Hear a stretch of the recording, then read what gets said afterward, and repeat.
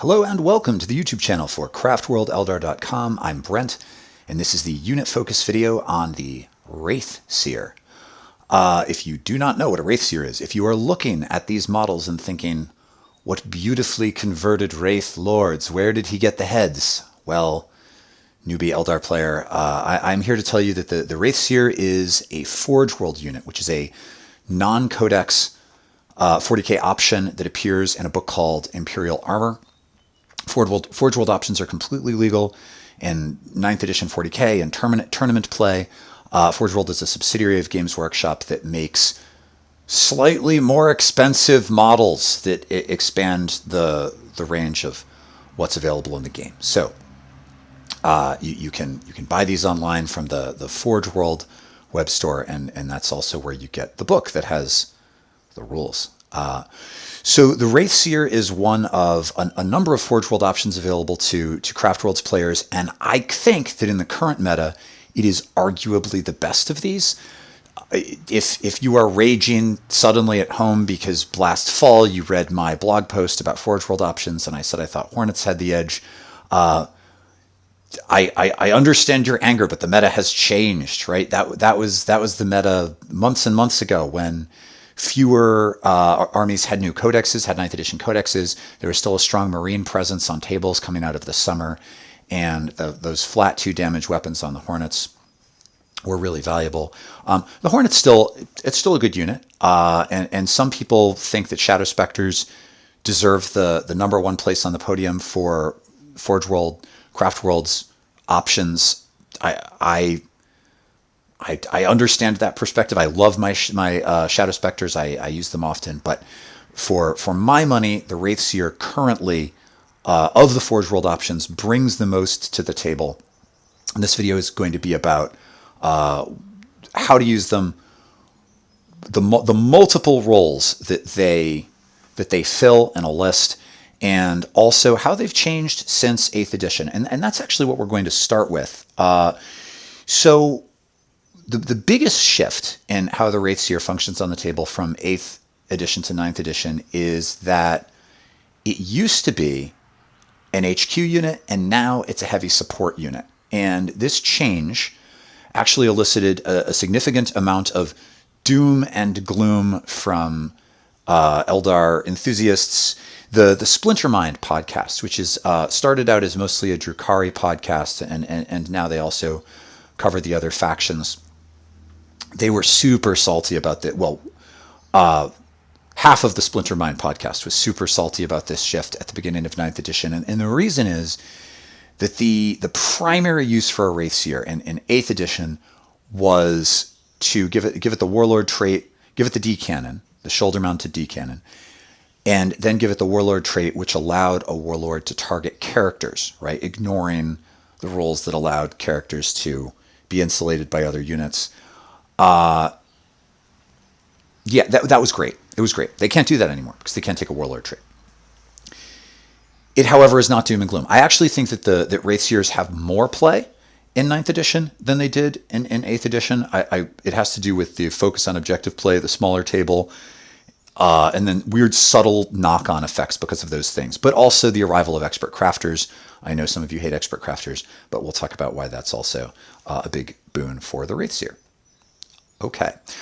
Before we dive into all of those things, one caveat: although this is a video, it's actually, think of it like a podcast, because I'm not going to demonstrate. You're just going to look at my models. I'm sorry, I don't have anything to demonstrate with these guys. I could put them behind a building and say, see, they're shooting something that you can't see out of line of, but that wouldn't help you, really. I could put a Carnifex brood in front of them and say they're fighting it with those spears, but you don't need. All you're really getting in that situation is an opportunity to see my hand, and as I am a registered hand model, that costs money. I'm not a registered hand model. I have very average hands. Okay, so in 9th edition 40k, the Wraithseer is doing 3 or 4 different jobs for your army. It does all of them really well, and it ends up being highly efficient for its points. When you are putting a Wraithseer into your list, you are putting it in because it's going to bring additional target elimination of all kinds of target. And we'll talk about how and why that works. You are putting it in because it provides late game midfield objective control. You are putting it in because it provides a melee counterpuncher to big, powerful, aggressive, fast, or not fast, enemy melee units. And you are putting it in because it's additional psychic support. That's 4 different things that it's doing really well. And we're going to go through and talk about each of those and how it does that thing. But before we do, if you're making room for your Wraithseer in your list, if you are running any Wraith Lords right now, I'm going to say, like my comment about Forge World earlier, I'm going to say something that contradicts a thing on my blog. The Wraith Lord is on its way. The Wraith Lord is in decline. In fact, the Wraith Lord has declined. Currently my biggest, the greatest guilt that I have concerning my own content production is that the strategy guide on my blog for our best units and how to use them, which is one of the most, every day, literally hundreds of people read that one strategy guide, and it is out of date. I really need to update it. One of the several things there that has not kept up with the meta that it currently says is that Wraith Lords are A-list units. At the very beginning of 9th edition, when they were benefiting from expert crafters and that sort of, it made their heavy weapons more reliable, and a bunch of armies didn't already have updated codexes that gave them weapons that did more damage. The Wraith Lord really, it had some play. It was tough. It was a little bit hard to take down.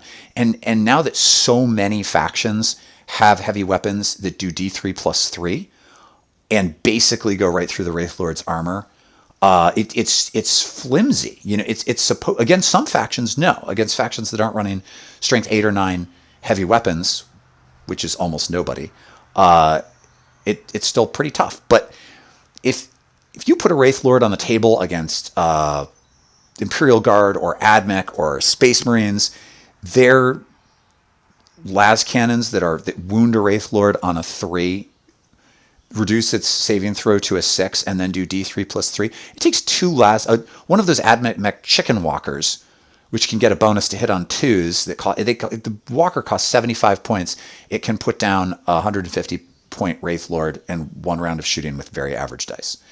So it's just not. The Wraith Lord is out currently. When we get our new codex, hopefully it'll get a durability boost. That'll, if nothing else, it will stop having a declining profile. The Wraithseer is a great. So before I talk about the Wraithseer, so here's the thing that's happening in 40K right now. Each faction that gets a new codex is able to do more and more and more damage because heavy weapons are going to D3+. The anti-hard target heavy weapons are going to D3+3, in some cases D6+2, and so many factions are getting ways to strip invuln saves. Protect and Jinx used to be special because Jinx was like one of the only ways in the game to reduce an invulnerable save. But now lots of factions have ways to just strip invulnerable saves out entirely, at least from one unit. And so everybody's getting better at killing, and units are not getting proportionally more durable.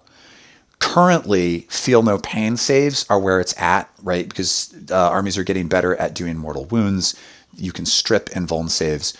Invuln saves are still very good. I don't think most armies struggle to strip more than one of them, but feel no pain saves are increasingly more valuable and in the meta. They've always been good. And that's not a thing. Eldar don't have a whole lot of feel no pain. We have Fortune and the Ulthway bonus, but we struggle there. So Wraith Lords have gotten significantly more flimsy. They're no longer, I think they're probably no longer worth their points in really competitive games. The Wraithseer, on the other hand, it has a 5-up invuln. It has an ability that lets it shrug off -1 AP weapons, which matters in the late game. I'll talk about that later. And it does not have a declining profile, but best of all, it can add a tremendous amount of utility to your army without having to be visible to the enemy. because it's a caster that can, cast psychically while it's out of line of sight. It has a heavy weapon that can target units out of line of sight, and the Wraithseer is a melee threat, even when your opponent can't see it to target. And I'll talk about those bonuses later. So, if you're trying to make room for Wraithseers in a list, and you currently have any Wraith Lords in there at all, my advice is consider replacing them with Wraithseers. But there are obviously other ways to make points too. Okay, so I'm going to work through each of these jobs that I mentioned that Wraithseers do very, very well, and we'll talk about how that works. So the first of these is the indirect fire support. So the Decannon, if you're not familiar with the Decannon, is the profile for the Decannon is not in Imperial armor. When you look at the Wraithseer profile in Imperial armor, you will see for the Decannon it just says refer to the Codex. And I think the reason they've done this, that I don't think it's because nobody's going to buy Imperial. I don't think this is a money move on Games Workshop part. I think it's just a holding back of information. There's clearly going to be some change to the Decannon's profile in our updated Codex, so we'll see it there, and we'll see it then. But for now, the Decannon has a 24-inch range. It can target units out of line of sight. It has -4 AP. It does D6 damage. It has monstrously good strength such that it'll wound pretty much all infantry or bikes in the game on 2s, and all hard, like super hard targets, T7 and above, it'll wound on 3s. So it's pretty great. The D3 damage, D3 shots, heavy D3 can be a little swingy. I have definitely had games in which I'm running 2 Wraithseers and I get to the end of turn 2. I fired with both of them twice and they have fired 4 shots because they've each fired 1 shot on turn 1 and 1 shot on turn 2. And I've had games where I get to the end of turn 2 and they have fired 12 shots because they've each fired 3 shots on turn 1 and 3 shots on turn 2. And that's a 300% increase in fire output. So it is swingy. And part of using the Decannon effectively is knowing how to make it more reliable to mitigate that swinginess. And some of you are going to hate this, but the easiest way to do that is expert crafters. The Decannon is the perfect weapon for the crafters buff because in case you're super new to Eldar, right? Expert crafters is a custom craft worlds trait that every time a unit either shoots in the shooting phase or fights in the fight phase, it can reroll 1 hit die and 1 wound, or if you're in the UK, 1 hit dice and 1 wound dice. That's for the Decannon, which is this very hard hitting weapon. That's a huge damage multiplier. I think on average is increasing the potential damage input output. It's not potential; it's more like reliability. But the damage output of the Decannon is being increased by about 100% each turn, or very nearly. And so Crafters is huge at making this reliable because if you roll a 1 with the Decannon and then you roll a 2 and you whiff, that it's a 40-point weapon, right? That stinks. But if you roll a 2 and then you get to re-roll it and then you unfortunately roll a 1 to wound, even though it wounds on a 2, but then you get to re-roll it, suddenly the chances of the Decannon failing to wound go from being like 1 in 6 to like 1 in 36 that it will fail to wound. That's a huge step up in reliability. So in order to make the weapon worth its points, it does need to be more reliable. And the easiest way to do that is with expert crafters because it doesn't require you to put any mental energy into allocating or just resource value into allocating resources to it to make it do its job. That said, there are ways to run Wraithseers without expert crafters and still buff the Decannon. I will talk about that in just a moment. But first, let's talk about potential targets. So, the Decannon is a blast weapon, but it only fires a maximum of 3 shots. And I think the mistake when using the Wraithseers is to think that you absolutely have to target stuff with those Decannons that that your other weapons would struggle to eliminate. So if we go back to early editions of 40k, much earlier editions of 40k, it was all, there was less terrain on the field. It was all about target priority. It was essentially who could do more damage to the other army faster, and so you wanted to be shooting with everything, and it was much harder to hide units out of line of sight. In that kind of a meta, you always want. Also, there, if you go back to second edition, infantry weapons couldn't even damage tanks. There was this whole different mechanic where tanks would just shrug off all incoming fire. There was no point in even targeting them, which is more realistic but makes for a worse game. The way the game works now, because 9th edition is all about scoring, it really is. It's not about killing anymore. It's all about scoring. You still need to prioritize the units that are the greatest threat, but the greatest threat doesn't necessarily mean the units in your opponent's army that are most likely to kill your units. The threat is that you lose the game. So the unit that is the greatest threat could in fact be a bunch of Terminators that are too far away, squatting on an objective that are actually too far away to shoot anything, that look like they're not even involved in the game. That might actually be the greatest threat that your Decannon needs to, or even something that's not in Terminator armor, right? That could be I have used my Decannons to target Poxwalkers and not felt bad about it.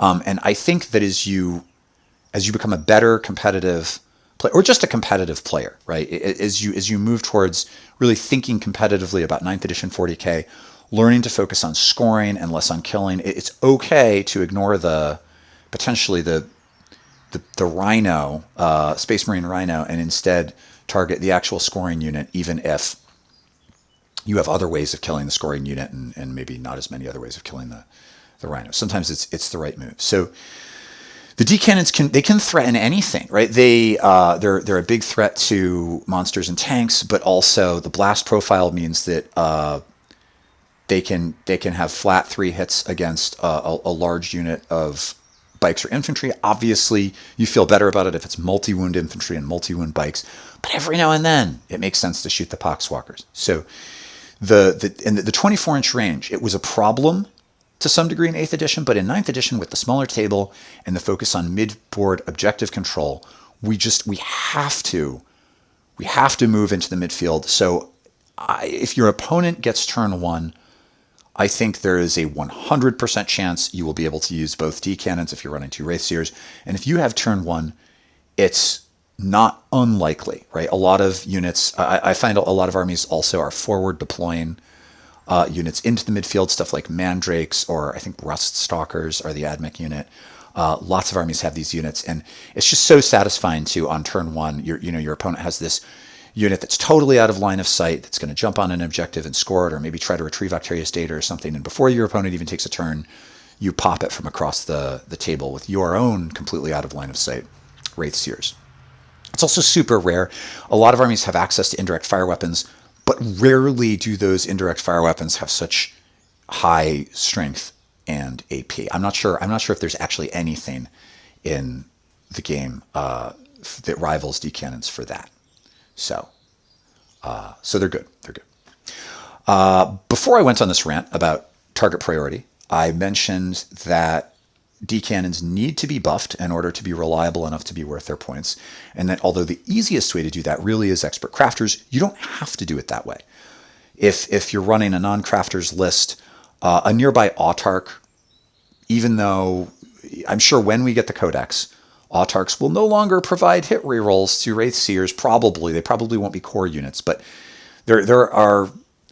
It's terrible not to have a 9th edition codex, but there are a handful of ways in which it trivially advantages certain units, and one of them is our autarchs can still buff tanks and monsters. So an autarch nearby providing rerolls of 1s to hit, that can make a big difference.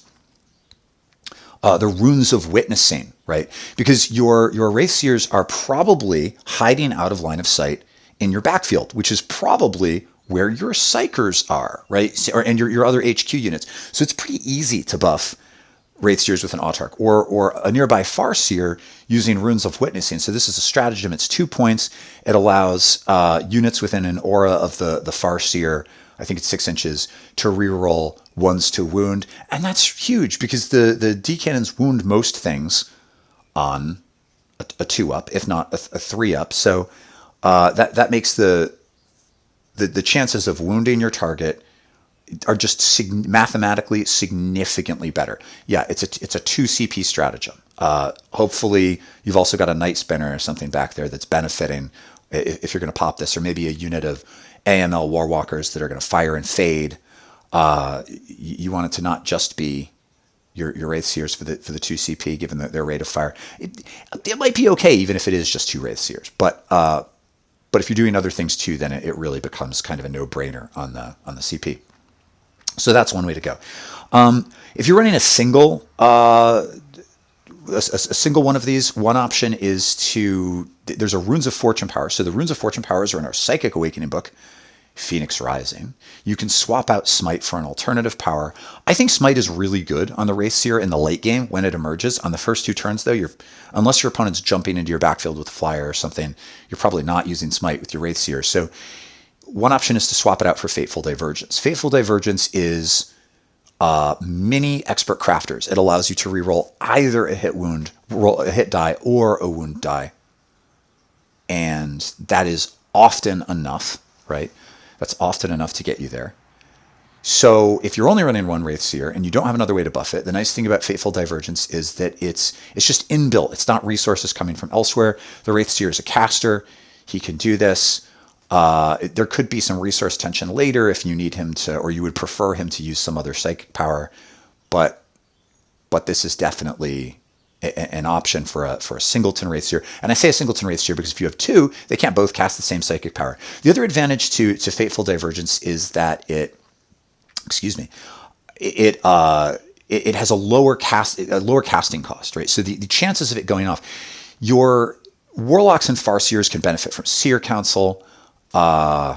Wraithseers can't, and so having a power to fall back on, it's just mathematically easier. Unlike your Farseers and potentially your Seer of the Shifting Vector, Warlock, Warlord, Wraithseers don't have inbuilt rerolls, so having access to a Runes of Fortune power that has a low warp charge value is also really good.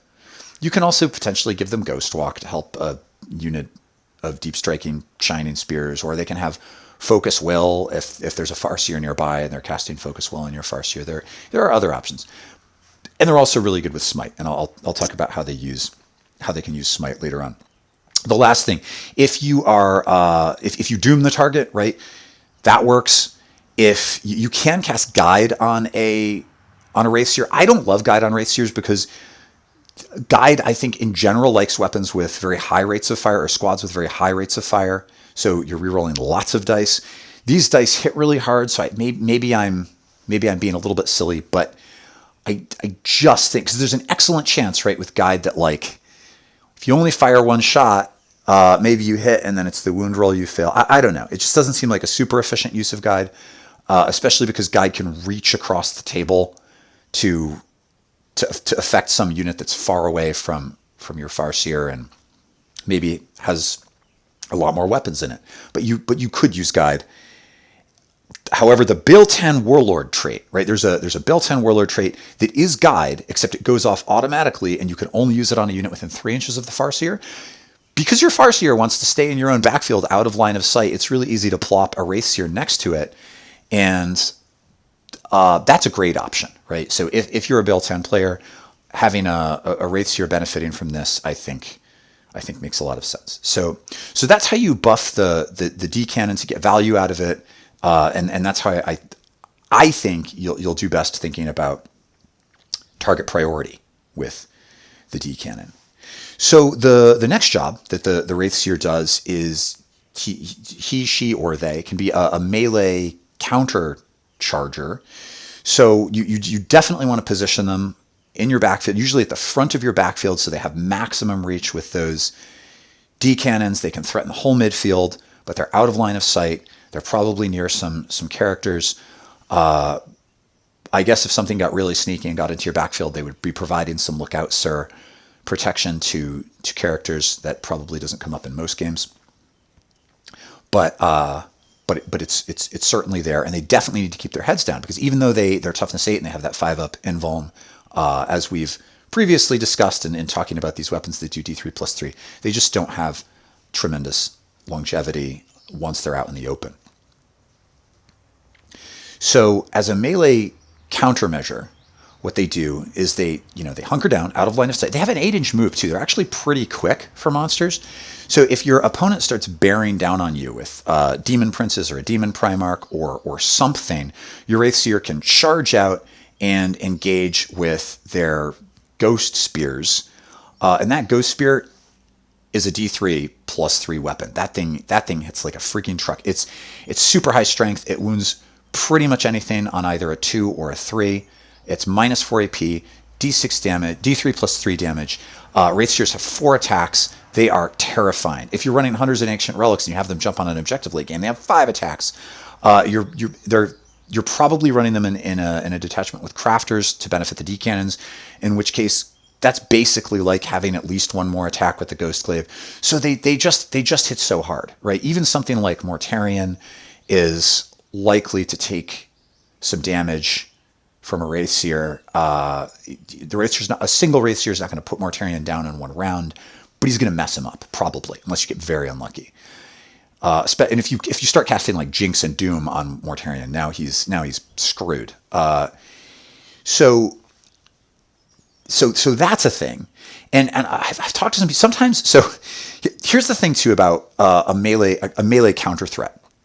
You might find yourself, say you take a couple of Wraithseers and you run them in 5 games, and you say, okay, the Decannon worked like Brent said it would, and it was nice to have the Psychic cast, and they came out and they did well in the late game, but I never used them as melee counterpunchers, so I'm just not convinced that they're doing that job. Well, I say to you, hypothetical future video watcher, that maybe the reason you're not engaging anything with them is that your opponent is afraid to bear down on you, and just having them as a deterrent is huge. It's huge, because suddenly that Keeper of Secrets or Demon Primarch or whatever it is has to think twice about jumping into your backfield and messing up your fragile Warwalkers that are firing fading or trying to get into combat with your character units, because you have this counter threat there that even if it's not actually fighting, is still affecting the flow of the game in a way that really does advantage you.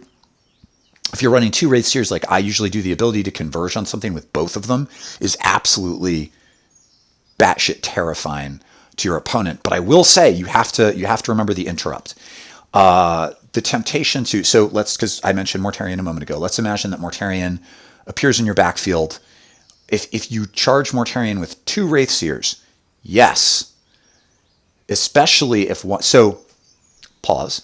One of the runes of Fortune Powers is called Witch Strike, and what it does is it increases the damage of the caster's melee weapon by 2. So suddenly that Ghost Spear is D3+5. That's insane. Every hit does an average of 7 damage.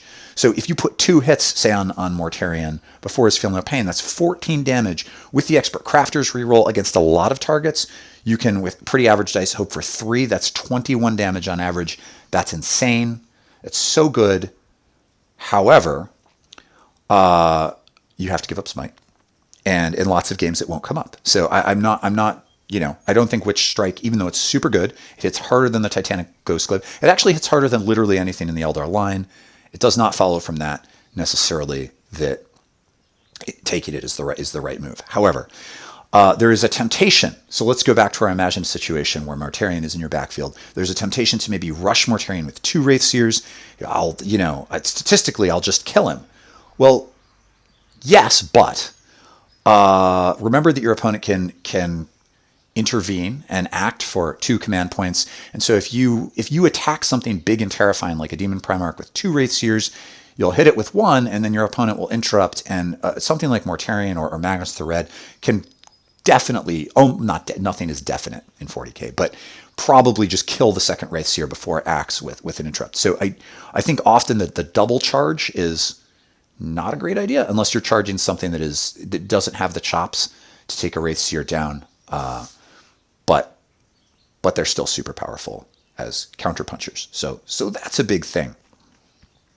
The third thing, they bring additional psychic casts to the table. I am of the opinion that runes of battle, many more of the runes of battle powers are actually very good than initially appears to be the case, and there are lots of good powers that we don't have room for on our lists that it would be delightful to be able to include. A bunch of these powers affect melee units, and because Shining Spears and in 9th edition, those Wraith blades with ghost axes are appearing in a lot of lists. Powers like Enhance and Empower, right? Enhance makes a unit a +1 to hit in melee, and Empower makes it +1 to wound. Those powers are super valuable, but oftentimes it's hard to find room for them, right? Because if we're running a battalion and we stick a couple of Farseers in there and our Warlock on the jet bike that's got Protect Jinx, well, that's all the character slots in the battalion. If you're running multiple detachments, maybe you also have a patrol detachment. Maybe you have Asserman to buff your Dire Avengers. You have one more slot for a character. Maybe you put a Spirit Seer in that also has Protect Jinx, so you can use both powers. It's really hard to fit those other runes of battle powers into a list. And running a couple of Wraithseers will let you do that. Suddenly you can run at least one of those powers that buffs melee units. If you've been struggling to figure out how you're going to get Quick and Restrain in, which is obviously an excellent power, you can put it on a Wraithseer. I also think Conceal Reveal is actually much stronger than people think it is. People really took a hard turn away from Conceal when in 9th edition it became impossible to stack to hit modifiers. So back in 8th edition, say you're playing a Latok and everything in your army is -1 to hit outside of 12 inches, and then your Rangers squatting on objectives are -2 to hit, and then you cast Conceal on a flyer unit that's natively -1 and as a Latok, so it's -2. So now it's -3 to hit, and you can't do that anymore, right? Everything caps out at -1. And yes, it's made it a little bit harder for Eldar players, but I think it's great for the game. That was such a feel-bad way to play the game. I think that the -1 to hit cap is a good thing, but people have stopped using Conceal, but I think because of it. But I think that's a mistake. So if you have the smaller board, means there's fewer units on the table, and the greater amount of terrain means it's easier to hide your units from the opponent. So you can it's very plausible that on turn 1, you might only be showing your opponent a couple of possible targets, both of which are squatting on midfield objectives, and they need to be absolutely buffed to the nines with defensive buffs to have any chance. So they need invulnerable saves, and they one of them needs Fortune, and one of them needs Protect. And if you put Conceal on one and use Lightning Fast on the other, they can both be -1 to hit, even if you don't have some native craft world bonus that's doing that for you. So Conceal can significantly increase the durability of a unit that's a unit that your opponent can't just ignore, or there's a cost for ignoring. So I really think as casters, Wraithseers are bringing something. They're bringing additional access to these powers that are difficult to get into a list, but really are very good, even if they're not quite as good as Doom and Executioner and the stuff that's usually taking up your slots, because it's so good. But these other powers, even if they're not as good as those things, if you can fit them in, really do bring something, really do add something. And so that's something Wraithseers can do for you. And then in the late game, if you have given them Smite, or in the early game, if something moves into your backfield, they can just help tear stuff up with Smite. You can have a list that doesn't look like it's a Smite spam list, but suddenly can become a Smite spam list in the late game when it needs to do that. So lots of utility as casters. Also, if you're worried about Abhor the Witch, so Abhor the Witch is a secondary that gives victory points for killing Psychers, and only armies that don't have Psychers can take it. I've gotten some messages from Eldar players who are afraid to build their armies in certain ways because they don't want to be giving up points to secondary objectives. And I think that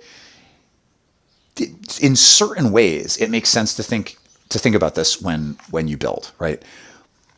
But Craft World's characters are actually very hard to kill if you want them to be very hard to kill, because they're just so fast, right? And most of them fly. If you put them on jet bikes, they can just be somewhere else. Most of my current competitive lists, I'm running 5 characters, 4 of which are super quick. And part of the game, hopefully people in my local meta who don't play Craft Worlds are not watching this video, but part of my angle with these lists is to try to tempt my opponent into taking either Assassinate or Pour the Witch, because I can probably deny you all or nearly all of those points. And your opponent may look at your list and see, there's 2 Farseers and there's a Warlock on a jet bike, and one Farseer has Falchi's Wing and one Farseer is on a jet bike, and he's also got these 2 Wraithseers. 5 Psychers. I'm taking a Pour the Witch. Well, he might be able to kill the Wraithseers by the end of the game if you get aggressive with them in the late game, and you probably want to. But because they're non-character Psychers, they're worth fewer points for a Pour the Witch. And those speedy Psychers, you can probably keep those alive. And that secondary VP denial, frankly, can be a game-winning move. So some people worry that they're giving up too many points by including them. I think it's actually quite the opposite. You tempt your opponent into a bad tactical choice and then deny them. Okay, last thing with Wraithseers. In the late game, they can be absolute terrors in the midfield once most of your opponent's super scary units have been eliminated. So typically this will happen either on turn 3 or on turn 4, depending on how the game is shaking out and who has first turn. But certainly by turn 4, it's probably true that your Wraithseers can emerge into the midfield, and there's not a lot left that is likely to be able to just blow them off the board. They don't have a ton of wounds, and so volume of fire, even with infantry models, can certainly ping them for some wounds. But they also have this ability that I mentioned before to shrug off -1 AP. -1 AP, the Eldritch Wraith construct, I think it's called. They just ignore. And lots of factions have been getting some sort of ignore AP rule, which I think is interesting. It's going to be interesting to see what it does to the game as more factions get this. And I thought, when I was reading the Imperial Armor Compendium initially, I saw this on the Wraithseer, and I thought, oh, interesting. This is what they're going to do to make Wraith units more durable. It'll just be a thing that all Wraith units are Wraith constructs, and so they ignore -1 AP. And I don't think this is coming, because I then kept reading the Imperial Armor Compendium, and there are some Wraith Titans in the compendium that don't do this. So clearly it's not going to be a blanket thing for all Wraith models. But Wraithseers do it, and that can help them, when they do emerge in the late game, just shrug off that infantry fire that they're taking. They do have a 5-up invuln, as I mentioned, on the shield. So, they have some durability against if your opponent has a las cannon left or a dark lance.